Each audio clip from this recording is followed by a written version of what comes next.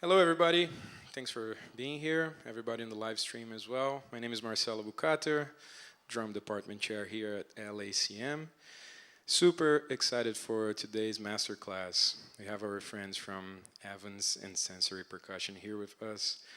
And just by listening to the sound check and see what they were doing here, it was awesome. I'm sure you're all gonna enjoy this as well.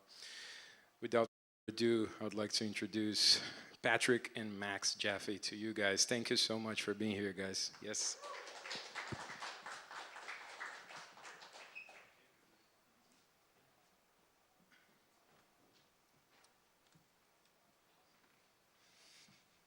All right. Thank you guys for coming out. As Marcelo said, my name's Patrick. This is Max Jaffe. I'm here to talk to you about sensory percussion, which is a very special product, and there's a lot to say about it. But before we get into all that, I'm going to let you just hear it and see it from Max's playing. So just quick intro. Max, there's a bunch of stuff about him up there, but really he's been a user since pretty much the beginning. He might be probably top 1% of gigs played with sensory percussion. And yeah, playing all over LA, solo and in a group. He's got a show tomorrow in Pasadena? Yeah. Where is that? Rasp LA, if you want. And he's definitely got more shows with sensory. He also came out with 2 records in the past year that were very sensory percussion heavy. One was a trio record called Speak Moment with Patrick Shiroshi and Dave Harrington. And more recently, just last month, I believe, right? Came out with his solo record, Reduction of Man, which I highly recommend you all check out. Super sensory percussion heavy, and yeah, really just amazing work. So without further ado, Max Jaffe, take it away.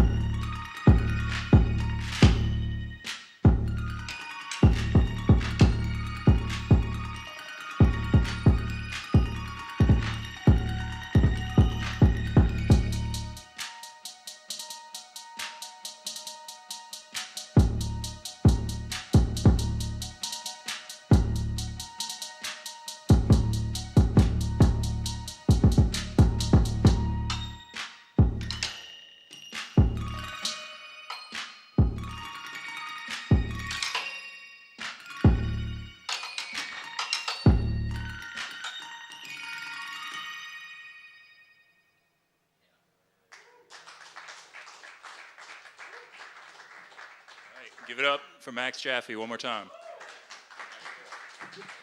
Patrick's going to talk for a bit about how that all happened, but I'll be back. Thanks.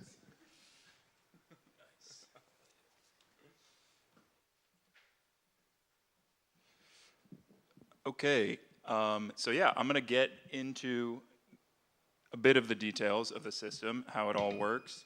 But yeah, I just wanted to mention, what Max just played are 2 presets that come with the software, and he was pretty much just improvising. Like, I'm not sure that he's ever played either of those before. So if you go see him live, it's gonna be, completely different and original material also. But yeah, he's just a great improviser. So yeah, before I get into it, just quick show of hands, has anyone heard of sensory percussion prior to this, or familiar at all? Okay, cool, so a couple people. And are we drummers? How many people play drums here? Okay, cool. And you familiar maybe with like traditional drum triggers, or have experience with that? Okay, and just MIDI in general, maybe? Like if I say MIDI versus audio, you might have an idea. Cool. So yeah, sensory percussion kind of lives at the nexus of a lot of those things. Like I like to say, it's sort of like the best of both worlds with a DAW like Ableton, where you have all the knobs and fine-tune sound design control at your disposal, but you have the actual physicality of playing the drums that comes with like a trigger. So yeah, the system is hardware plus software.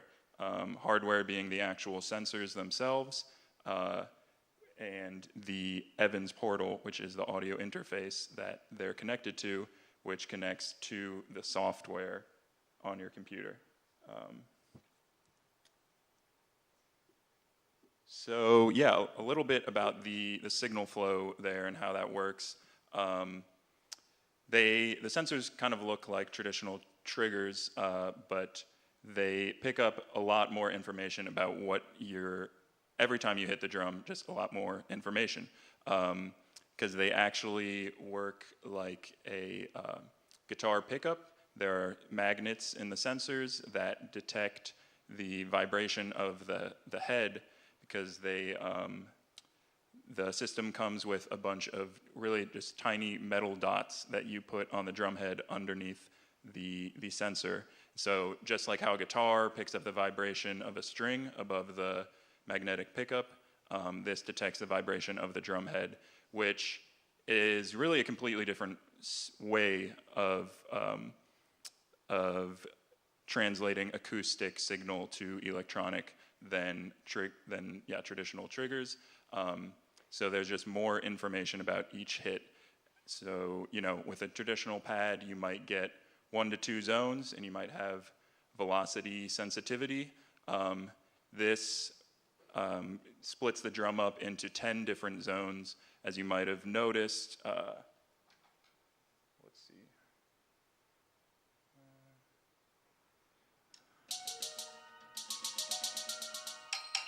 There's, different sounds as I play from the center to the edge. That all is possible because it's detecting not just how hard you play, but how fast and where you're playing, and just what we call the timbre of your playing. Let me go back. So yeah, up to 10 zones per drum. I'll go a little bit into the software itself. And I also wanted to mention that basically everything you just are built around audio samples. So you can import your own samples, and it's all audio files that are saved somewhere on your computer. But it also has the possibility to essentially turn your drum set into a very flexible MIDI controller. So you can send different MIDI notes from different zones to control other software, other external devices, video, lights. You can kind of go crazy. So speaking of which, let's see if this works. So you can go to the next slide. honestly, if that was all I needed out of this presentation. If it falls apart after this, I'm good, because that worked. So the system itself, what comes with the bundle when you get it in the mail is basically everything that you need other than drums and a laptop. So that is the sensor, as I mentioned, the interface, and the software, and all the cables you need to connect it. So it is a very flexible system in terms of the different setups that you can use it. Like if you own a drum set, there's a 99% chance that you can use sensory percussion with it. So yeah, it's sort of an advantage that you don't have to buy drums, additional drums to use it. And I should also mention that right now we have these mesh heads, but it can work with acoustic heads as well. And yeah, any traditional standard rims and head with a membrane, it will work. I've seen people kind of go crazy and put it on a banjo or a hand drum, but yeah, it's really designed for the drum set to turn it into really almost like a new instrument, or just a completely different instrument. So yeah, a bit of history I'll go over really quickly. This photo you can see are the different prototypes from over the years of the different sensors. And so there's mention of Sunhouse, there's mention of EVANS. So Sunhouse is a tech company that started around 2015. Two brothers, Claquel and Tenoch Esparza, started it.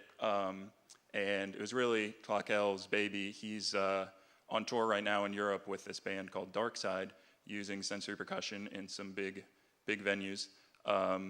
And it really arose from his needing a solution to a problem where he was a working drummer, musician in New York, who was very inspired by production technology and all the tools available to producers and engineers, and the sounds that you could get with all of that in a studio, but that the tactile experience as a drummer was really not satisfying in terms of just programming drums on a screen or messing with buttons and knobs.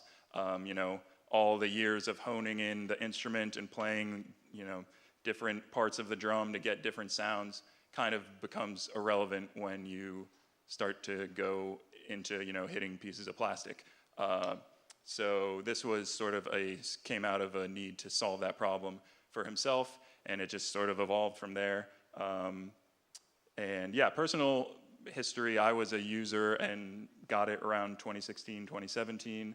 I used it in my master's project to control some visuals and generative things, which Max has also done a lot of cool stuff in that realm. And then eventually started working for Sunhouse 2021. And we officially partnered with EVANS around that time, and launched version 2 in 2023. And I'm now here representing EVANS, but work closely for Sunhouse as well. And yeah, version 2 was really a complete redesign, which we don't need to get into all of it if you're not even familiar with version 1, but the software is completely new, completely different system, and the hardware itself is all possible with this partnership with EVANS, where the sensors are more durable, more sensitive, and now we have this audio interface, which, as I said, comes with the package, and it's made specifically for use with the sensors. So yeah, that brings us up to today. And yeah, let's get to the software itself and play some stuff. So yeah, any questions so far on any of that? There's a lot to get to, and I want to get to a lot of it, so if I go too fast, feel free to raise your hand. Yeah, so I mentioned zones, right? Which is a very important part of the software, and I was gonna just do a quick demo of blending between two zones. So you can see we have a library of sounds on the left, and I can just grab, I might just yell because I'm gonna move away from the mic. And let's see. Okay, so we can all hear that. So now we can, might be a little too loud, but we can, kind of go by committee here. You guys hear a snare you think I should use? You like that one? Sure. So I'm just going to go in, drop that on the center, and I'll take this fat one, drop it on the edge. So you can just drag and drop onto different zones. So now I have center, edge,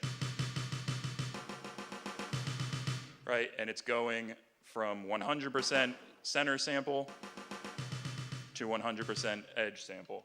But if I create a blend between the two, now it will be proportional.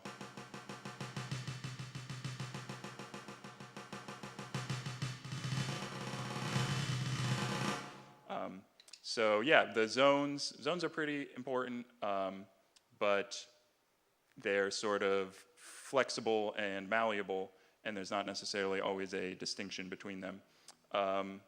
And I guess maybe I jumped ahead a little bit, but in order to distinguish between zones, you basically train each drum, which is like teaching the software where is the center, where is the edge, what is a rim shot, etc. So that is all done down here in this panel. You can see, bring up the training, that's center, that's edge, that's the rim tip, that's the rim shoulder, so it can distinguish between the two of them.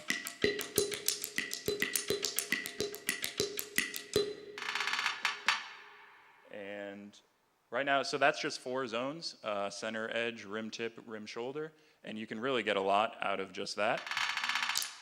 But there's a bunch more. Cross stick is a pretty common one that can be fun. Honestly, maybe I should just train that right now. So basically, it's listening now, and I...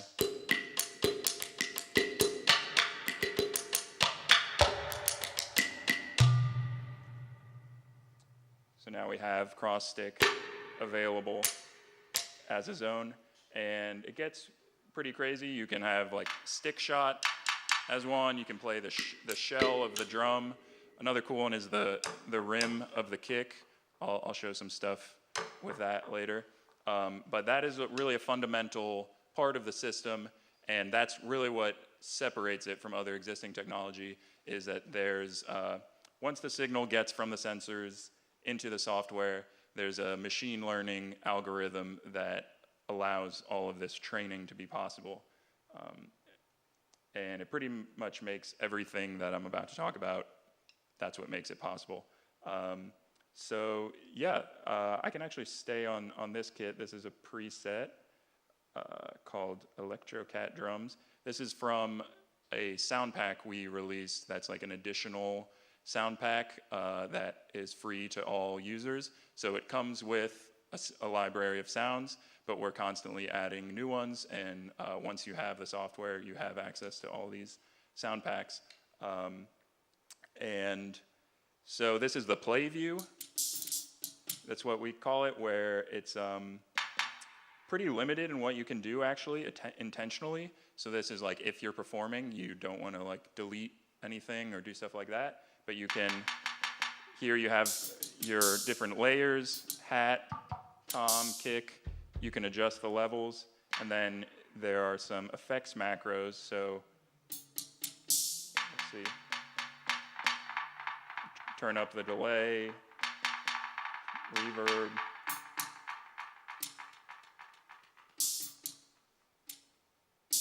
And all of these can be mapped to a MIDI controller, so you can control all this stuff with different knobs. Yeah, turn up distortion.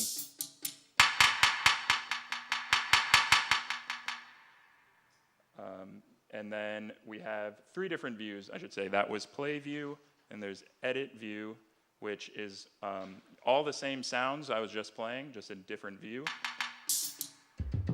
And this is kind of where you can really go down the wormhole, and you have really fine-tuned control over every parameter, and this is where you're going to spend most of your time when you're building things.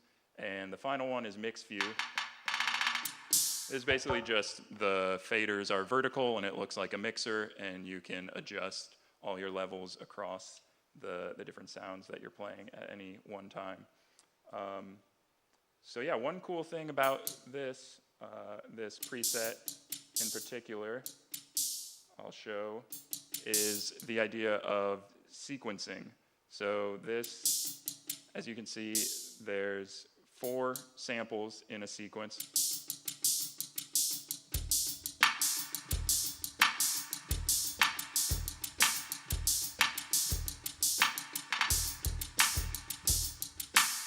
And there's sort of just like an implied sort of musical idea there already within that sequence, which is a very central part to the software.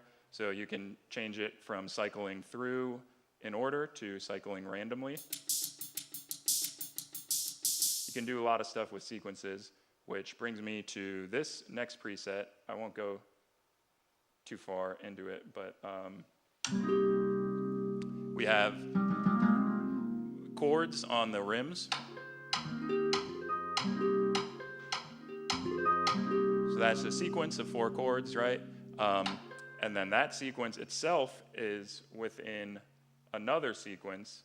So there's the harp, then we have piano, kalimba, synth. So when I hit the rim of the kick, now it's piano.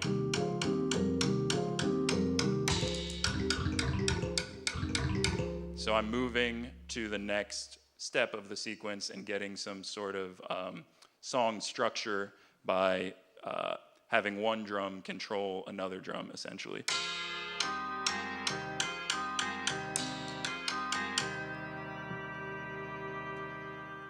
Let's see how we're doing on time. Cool.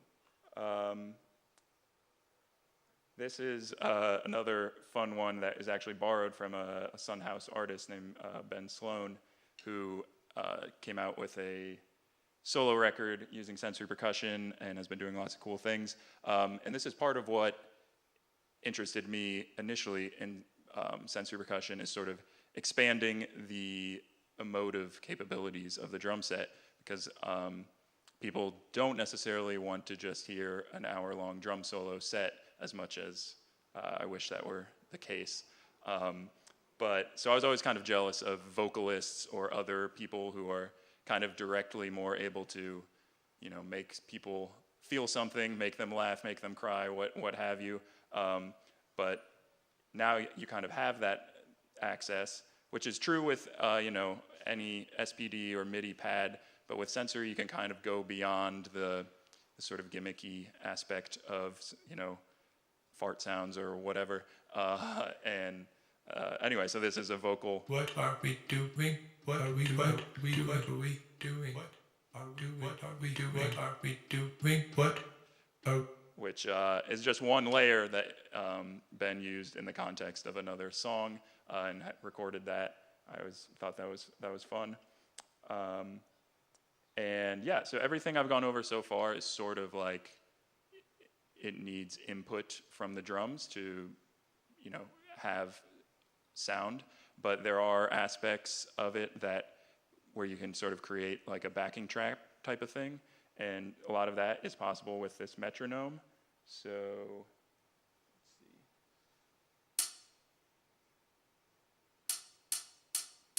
So now we've got a metronome with just that hi-hat sample.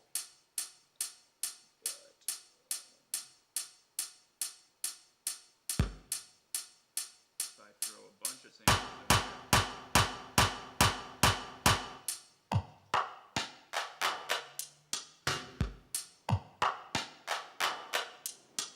So there's 11 steps to this sequence, which is a bit weird, but you can start to create sort of a backing track or things that happen on their own. which brings me to this next example, using metronome, taking just this sample and then putting that inside of a metronome. So first off, there's a metronome going. We've got sequence just kick and snare, like this is our backbeat. And then let's listen to that sample.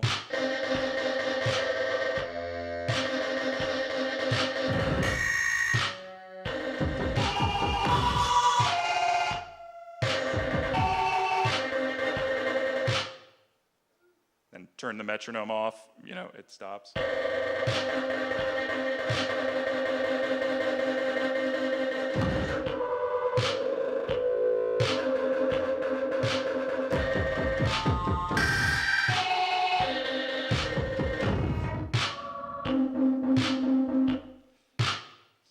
So yeah, that one's a bit of a wild example, but all of that is just taking a single sample and using the built-in sampler in sensory percussion to modify it and make it respond to your playing. So you can get a lot of mileage out of just a single sample, which can be an entire track even. So I have this track here.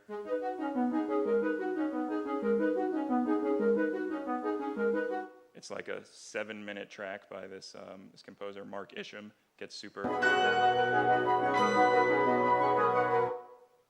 pretty epic flute type of things. And then I have that exact same sample loaded here, and I've just made some modifications to it so that it can respond to my playing.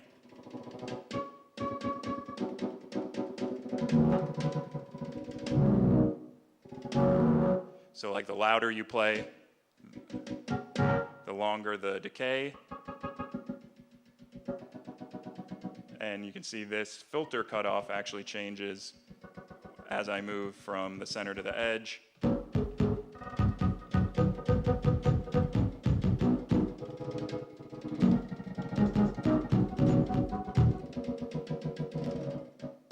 So yeah, you can get pretty far with a single sample.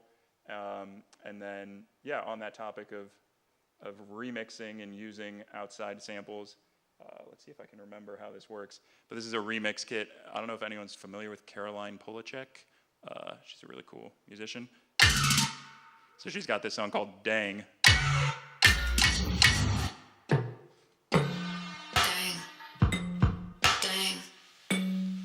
So this starts a loop.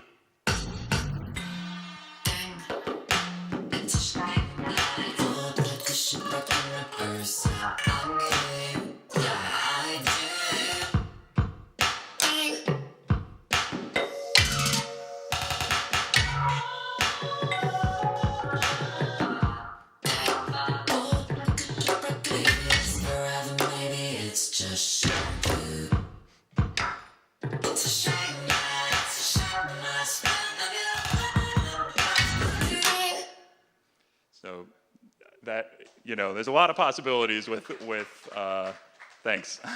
That was maybe not the best performance anyone's done with that. But another concept that this kit uses is the rim of the kick is sort of a cutoff button. So we've got a loop going, I think. Oh, there it is. Should have. So this loop's going, and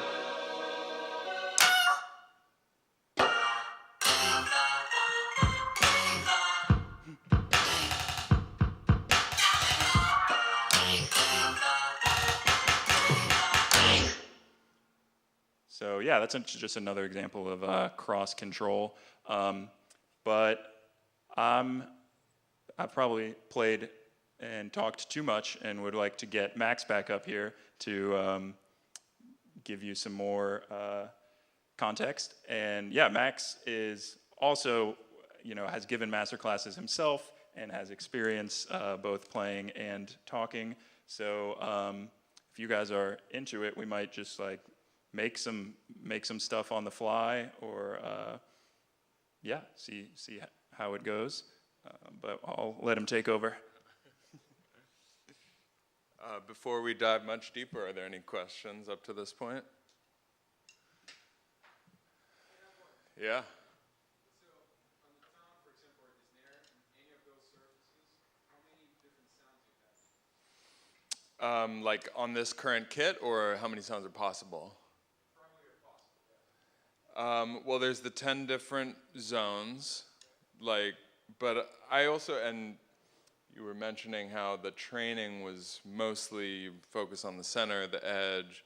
You know, it just like if we were thinking about just the drum, it's got the head, the rim, your stick, or whatever implement. So there's maybe 3 different kind of like materials. So I think a zone similarly.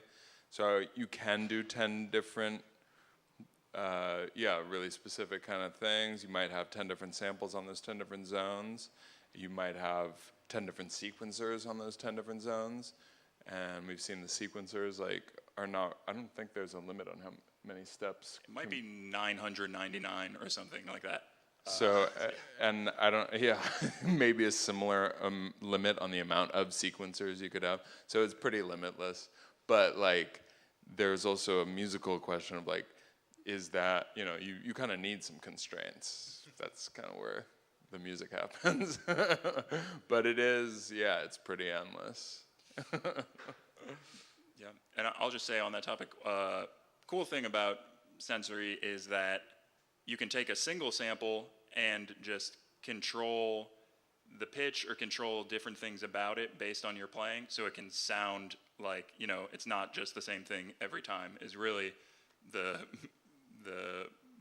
bottom line of, what makes it different. So a lot of times you don't need that many samples if the sample is changing based on how you play. Right. But yeah, you can definitely go pretty hard with loading a lot in there.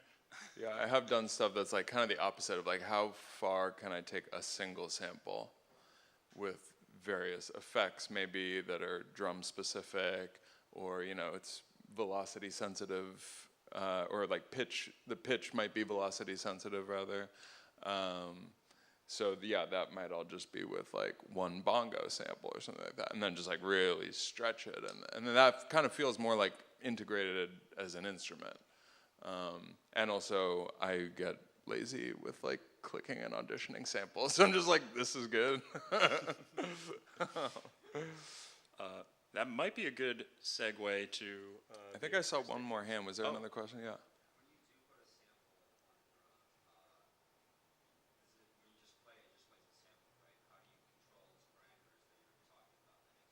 Yeah, maybe we can just like build something, start, For show sure. some of that. Yeah, that was the plan. We can start from scratch, I suppose. Yeah, this is empty. Okay. So we've got a library of lots of different sounds. You have a rim, A rim. like a electronic rim, because those sound really good when they're pitched all the way down. Yeah. So like that, you could just throw it in there. There's the sample. So that's.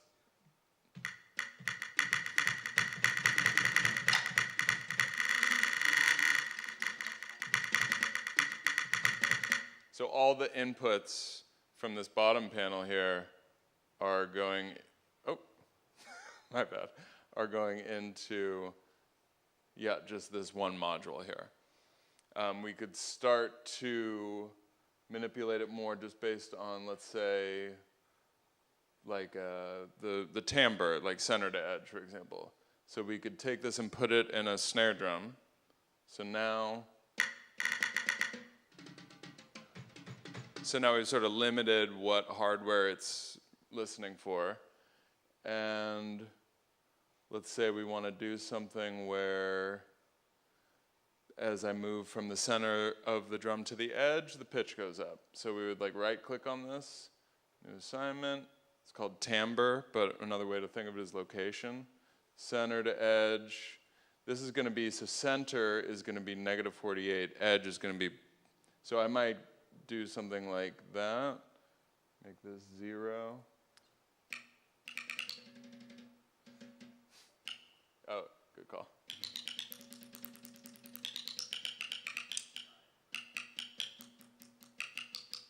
So yeah, like a one, or I guess compound word, one word answer to your question would be right-clicking. So like Right, yeah. anything you see that you want to control with your playing, you can right-click on it and choose, I want it to be respond to velocity, respond to speed, respond to timbre, or there's some other stuff. I don't know if anyone is familiar with LFOs, low frequency oscillator. That makes things, move back and forth. That's probably going to sound not good. Right, I yeah. just picked a random thing. Maybe on the pitch, though. That would be Yeah. an interesting way to demo that. So we can take this existing assignment, is what we call it, and change it from timbre to LFO.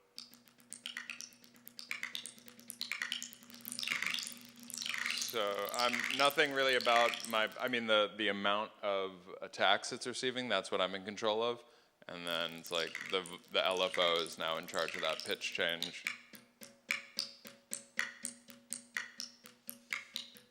Which is cool. Maybe not like for this sample, like maybe it doesn't make a ton of sense, but there's certainly, maybe a more like tonal sample that might be a cool thing to have happening. Then maybe like bring that in and out with a controller on volume.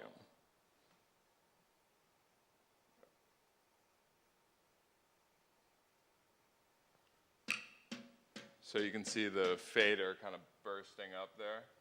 Might make more sense on it. Is there like a long tonal thing to put in there? Oh, yeah.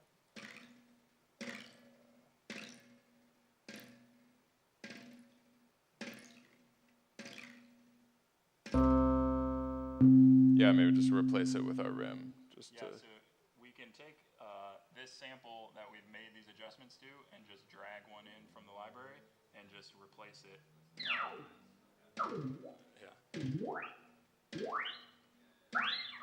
And so those changes, like the LFO, you see it's still working on the pitch constantly, but I'm just bringing it in for a little burst with the volume with that envelope controller, so you can send an envelope to anything that's controllable in the software. Yeah, the envelope one is useful for also controlling lights and like MIDI CC, and it can be sent anywhere. Yeah, for video, Max has done a lot of integration with sending MIDI from sensory to visuals, and that's a cool one, envelope specifically, to like say the scale or the size of it, because it makes it it gets bigger and back down every time you hit the drum. That's a really fun one. I saw a hand up there.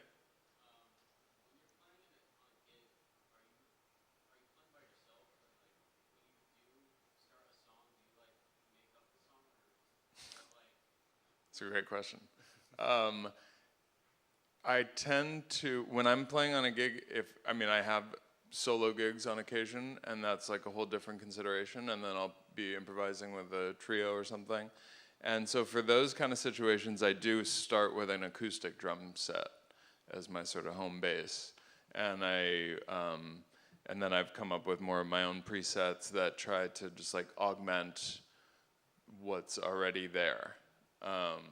And so that way I've spent a lot of time thinking about that, because like some of these samples can really decide a lot for whoever else you're playing with.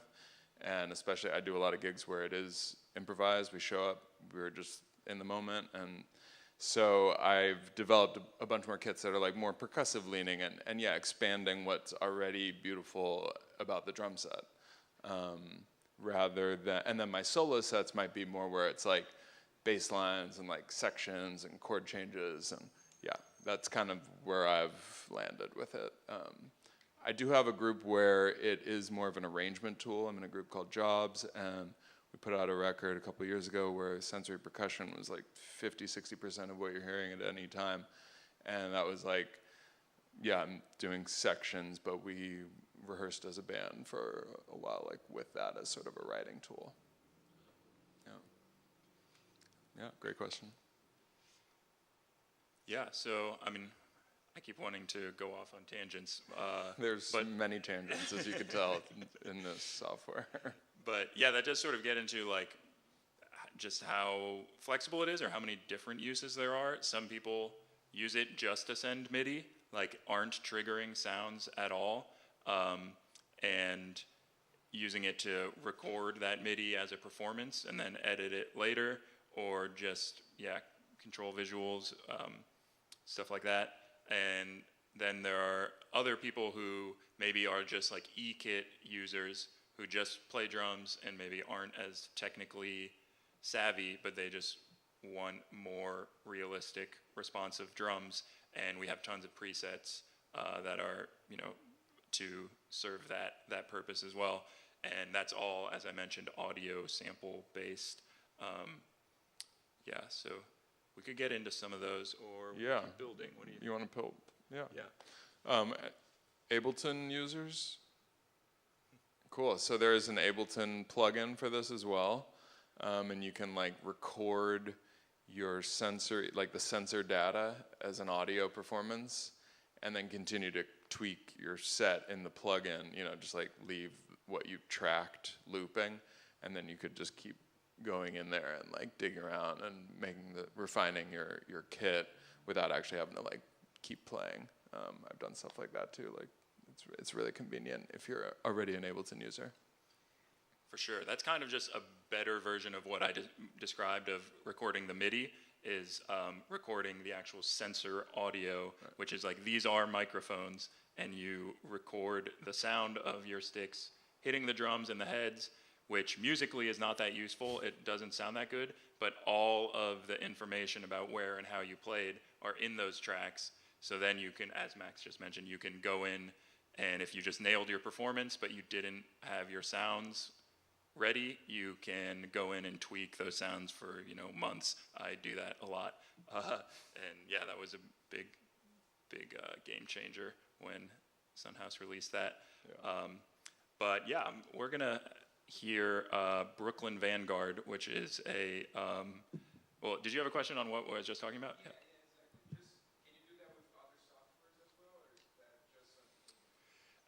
We call it an Ableton plugin because Ableton allows for the most inputs and outputs, essentially. It gets a little bit into the weeds, but you can use it with Logic and Reason. Pro Tools does not play nicely. It's a VST, and so Ableton allows for 16 inputs and 16 outputs. Other DAWs might allow for 2 to 4, but it does work. But we really just, you might have to know what you're doing if you're doing that. But for Ableton, we have a pre-made template that you can download with it. It's pretty plug and play with sort of like those input tracks that I just mentioned where you record the sensor audio. Then there's a track with the plugin, and then there's output tracks which are recording whatever samples are being triggered, as I mentioned. So then you can just loop your performance and mess with the sounds in the plugin in Ableton. But if you have specific software, we'll talk after. I've been trying to figure out Reason recently, so they make it difficult. Nice. But anyway, this is an example of an acoustic. It's basically a virtual recreation of an acoustic instrument, and that instrument is a vintage Gretsch jazz. It was a USA custom, tuned pretty high. And I'll let Max take it away.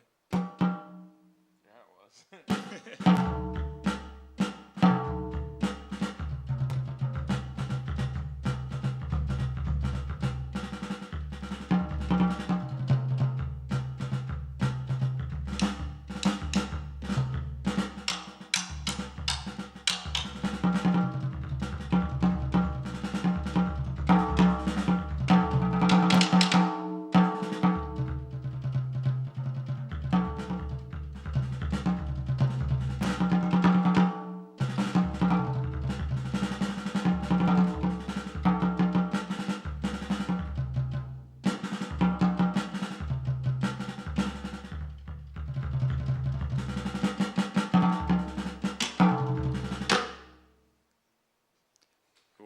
So, thank you.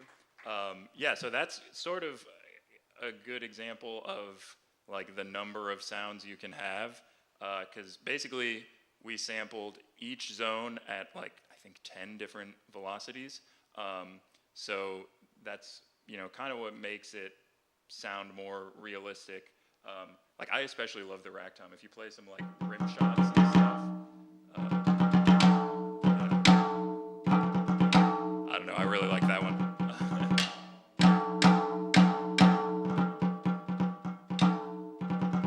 I guess we didn't train it to stick shot, but there's probably a sample for that too, right? Yeah, there's samples for every zone, and yeah, you can actually see there's head, rim shots, rim, etc. And then within each of those, there are sequences and groups of different velocity samples. So basically it all kind of goes from left to right, as you see, and then at the end of each of these, on the far right, is an actual sample, and this might do something weird, but you can actually see where on your computer these are saved. So, this might kind of look like a lot, but at the end of the day, it's audio samples. You can drag in samples from anywhere on your computer, from Splice if you use something like that, WAV files, MP3s, whatever. But these acoustic presets are sort of an example of like, there's a lot of samples, because that's sort of what it takes to get a realistic virtual recreation like that. And this next one is sort of a similar concept, but with some different percussion instruments. So yeah, that's an udu. If anyone's familiar, it's like a clay pot instrument. I think it's from Nigeria.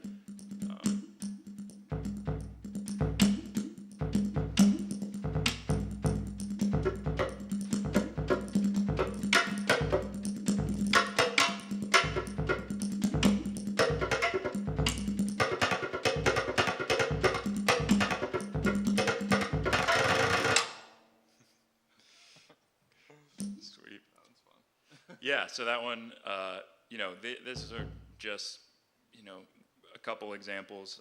I can go into our library here. Basically, it's organized into like 6 different categories, and within each of these, there are maybe like 20 to 30 presets, and then there are like the sound packs, like I mentioned. But yeah, these, let's see, acoustic drums. This is a fun one. Hopefully we got that. Yeah, cool. This has some good center to edge stuff.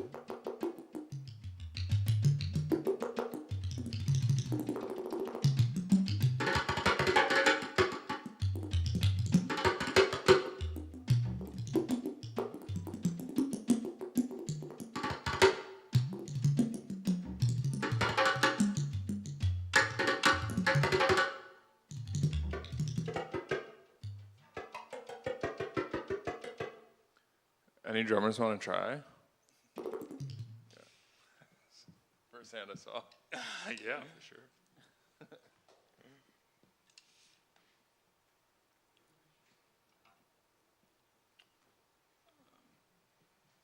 Cool. So, hey, thanks for coming up. Andrew. Max. Max, Nice to meet you. really cool. Is there a particular kind of kit you think you might want to play, or any? That last one was pretty fun. Yeah.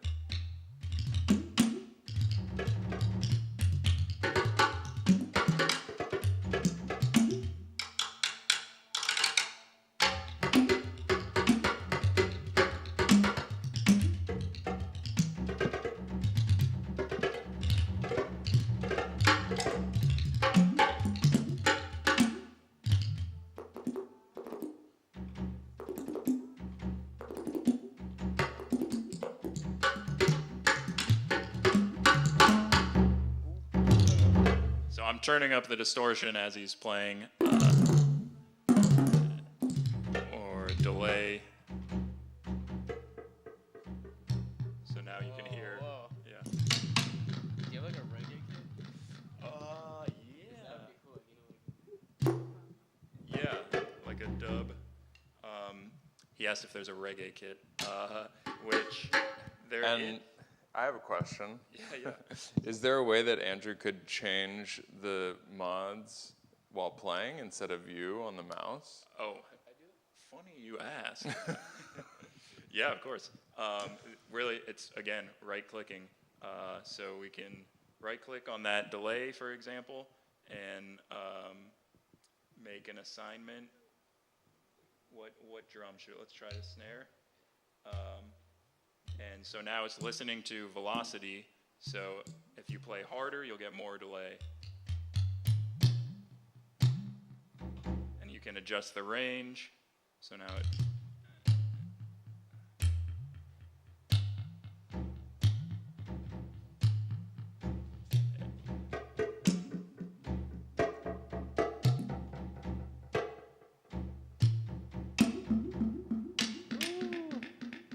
Yeah, so let's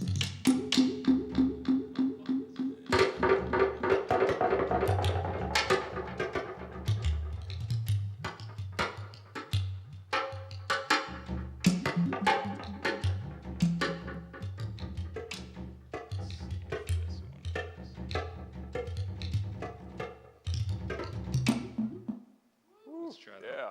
Nice.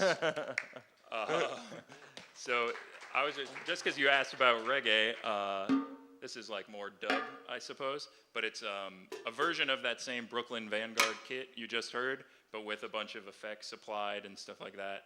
So yeah, go ahead.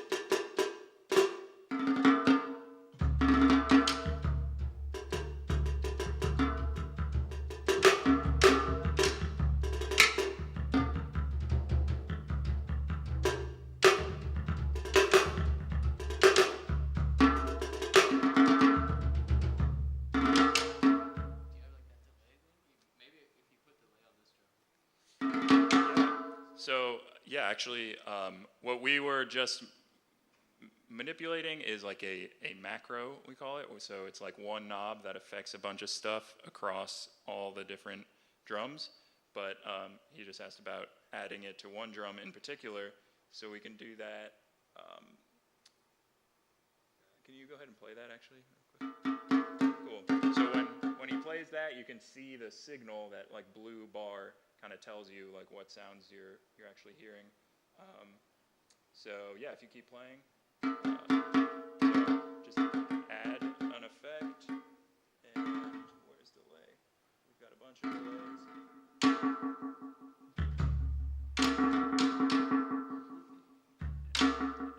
And yeah, and all of these parameters within that delay can also be right-clicked and assigned, and you can really go crazy. Like, it's kind of a technique borrowed from modular synthesis. Like, you can modulate your modulations and yeah, really go hard if you so choose.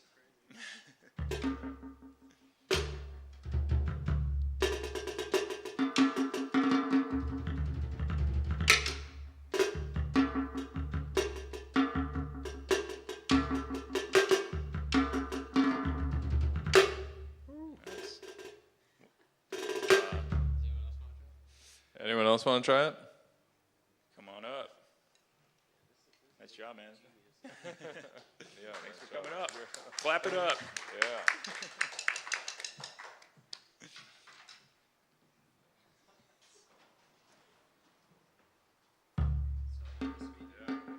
Artem? Man.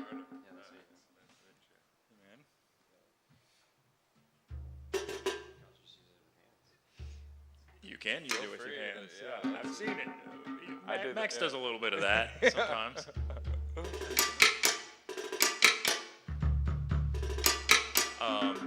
So I'm going to switch it to a new one where, here, if you just go ahead and play some stuff. So, yeah, exactly, sequences. And then actually, if you start playing some accents or play a little bit loud,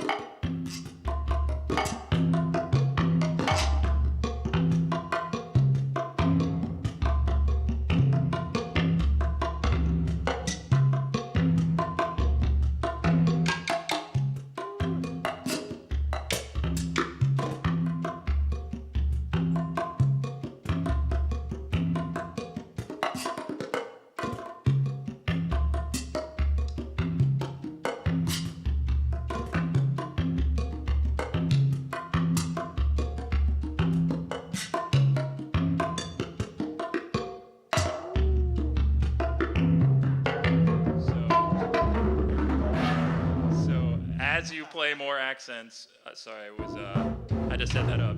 And I think this should work. I might have messed it up when I moved it. That you hit the rim of the snare. Now it resets. Yeah. So it'll gradually get more distorted as he plays. And then resets when you hit the rim of the snare.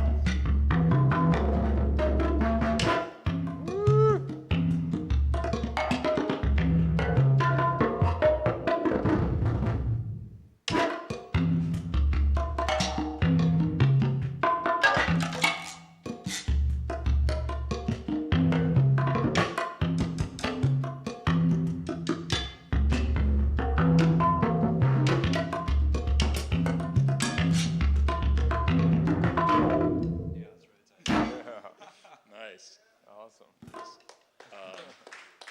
We can pull up a melodic one. I think we've got some time.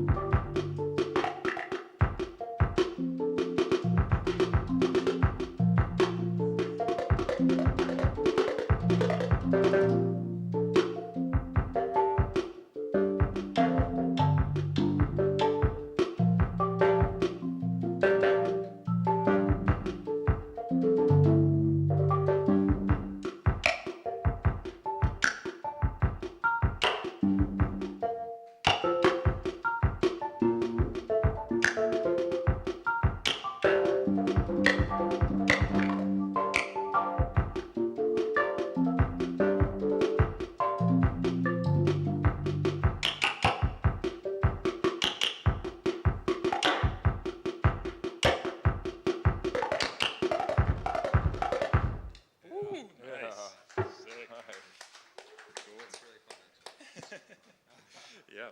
So I switched to the play view of this just to show all the presets have sort of notes about the preset and what kind of like cross control might be going on or how you can get to the next chord, things like that. So yeah, this one is like concept that's pretty used a lot is like velocity thresholding, where like something only happens if you play above a certain velocity. So that happens with, going to the next chord. But there's a whole sort of category of kits we haven't really shown yet, which are these, what we call electric drum kits, basically like drum machine sounds.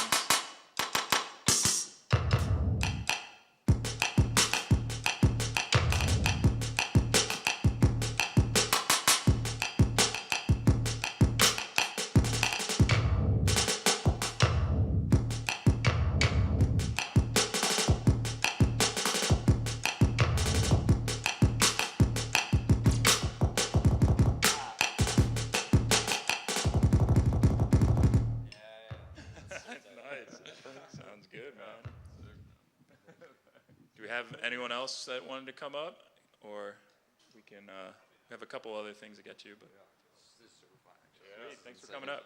Thank you. Everyone has a cycle.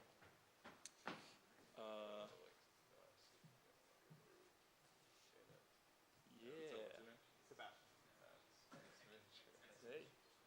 So what happened?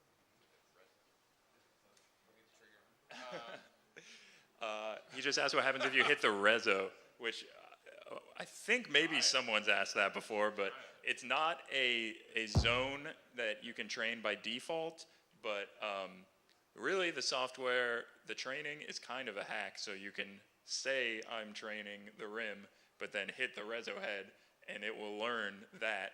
It will be incorrect, it will be called rim, but it will respond to the reso head. So If you want to, you can do that. I think. Part of your drum style. Oh, for sure, yeah. If you flip it, or if you've taken the time to flip it and then play, I see. Like to record something. Yeah. Yeah, but really, I mean, the head that the sensor is attached to is what is vibrating, and yeah. But there's sympathetic vibrations, what we call crosstalk, between the instruments, and a lot of people are very concerned with completely eliminating that, and we do have automatic cancellation of that kind of thing. But sometimes you can use it creatively, and I think not all crosstalk is bad necessarily, because in real life you hit the kick and your snare vibrates, or not in real life, but with regular drums. We're in real life no matter what. Cool, so I was gonna pull up maybe a sequency type of kit. Yeah, the sequences are cool because you can just kind of play like a groove, just keep like consistent eighths or sixteenths going with your right hand, and then it's like just a groove is happening, which then frees up your other limbs and the other drums. Yeah, so I think on Tom 1 is like a sequence of sounds. Could be kind of a crazy one.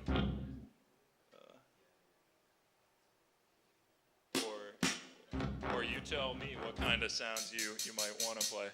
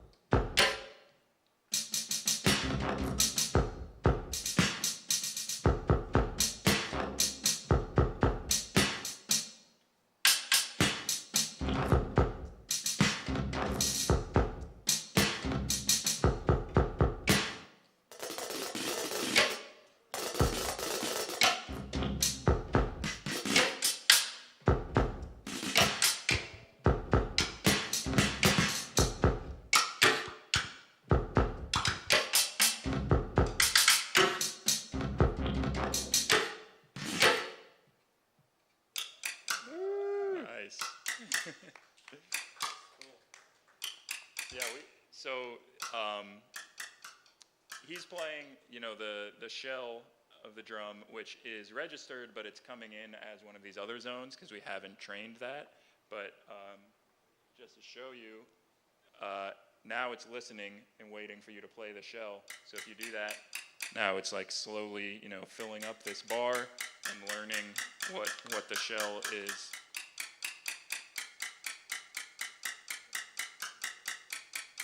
Cool. So that's kind of how training works. Shell is a what we call, it's a level 3 advanced zone, but Level 3 also includes a void pad, which never got mentioned, which is something I really like, which is basically you train it on things to ignore. So especially if I use an acoustic kit with this a lot, so I'll hit the void pad and train it on the bell of my ride cymbal, or like a hi-hat chick, or all the other drums that aren't that drum.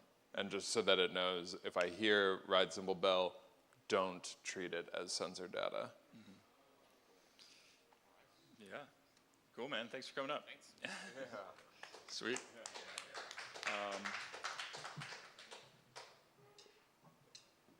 Cool. So we kind of got carried away with the demo, but had a couple other quick things to get to, and then maybe let Max take it home. And we went over a lot of this, but just to go, over all the different ways people use it, Max does lots of solo gigs, lots of improvising in a group with it. But like I said, there are a lot of people who just use it at home because they can't make too much noise in their apartment, and basically just an upgrade from an E-kit. You can have a setup like this with mesh heads and get, just a lot more responsiveness and kind of go beyond the traditional E-kit, which is really all because a traditional E-kit uses a, drum brain or a module, and this uses your computer, which has much more processing power.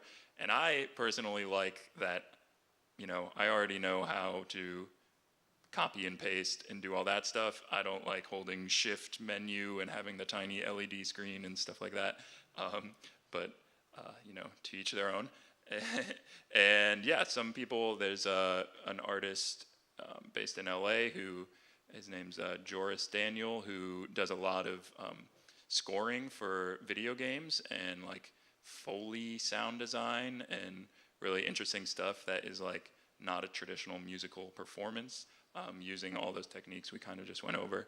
AV performances, as we mentioned, controlling video with MIDI from Sensory Percussion.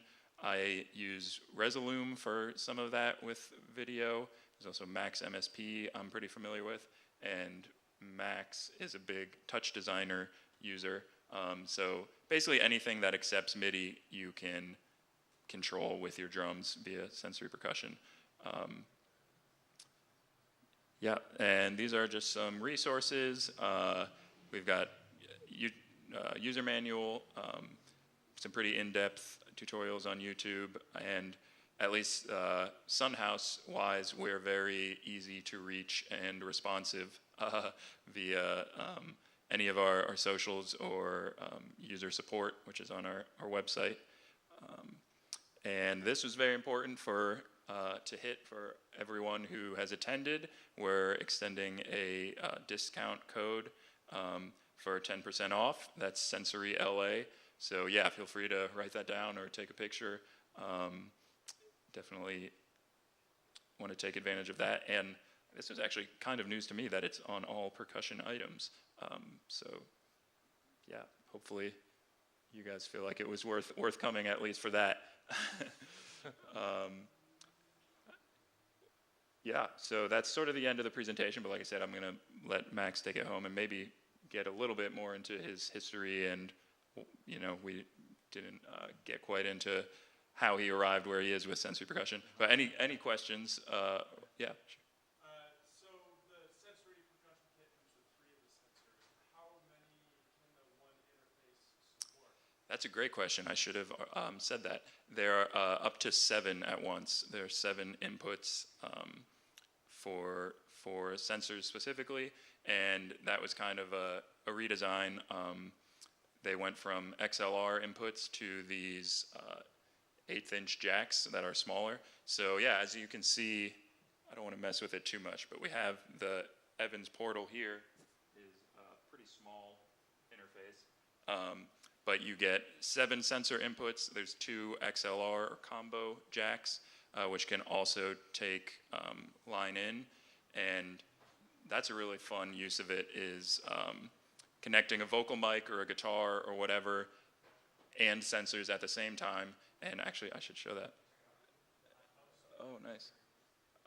So you can add another input that's not a sensor, like a vocal mic or a guitar or whatever, and process that audio alongside your sensor, the samples, and you could have like, when I hit the rim of the kick, it turns the distortion on the vocal mic or something like that. So that's a really fun, use. So yeah, thank you for asking that question. Any other questions on anything we just went over? Yeah. Can you use the line-ins for the sensors just as like a normal line? So you want to use that as like a channel interface? So they're aux-ins, they're 1/8". That's a good question. I believe you can. It's just powering. It sends 10 volts of power. It's a specific amount of power that's not phantom power. So you would probably be better off just using one of the line-ins. There's, I believe, 6 on the back. But yeah, if you run out, there's more. And yeah, there's also, to get more into it, it has ADAT out. If anyone's familiar with ADAT or uses that, I use that at home to connect to a bigger interface. So that gives you 8 more channels out of it. So yeah, it's kind of a lot of I/O in a small box. And yeah, really it was the main thing, we definitely wanted to have at least 2 XLR inputs for drum overheads, so you can, record acoustic drums at the same time. Yeah, any other questions on hardware, software, anything like that? We had a question about whether you could use other triggers into the interface. Yeah. Yeah, you can. Yes, actually, so there's multiple ways to do it. It depends what kind of trigger you're using, but Max just mentioned SPD, and we have this different kind of input that's called a grid input, which is basically any MIDI, any grid-based MIDI device. So that could be a MIDI controller or an SPD, if you guys are familiar with that. So this is going to be like a not that great demo because I don't have a MIDI controller connected.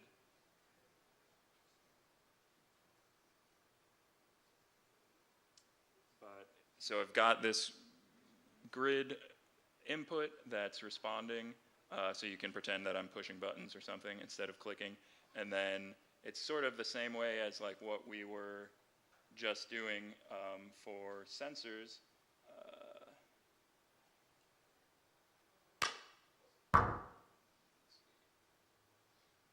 Throw a bunch of samples in there.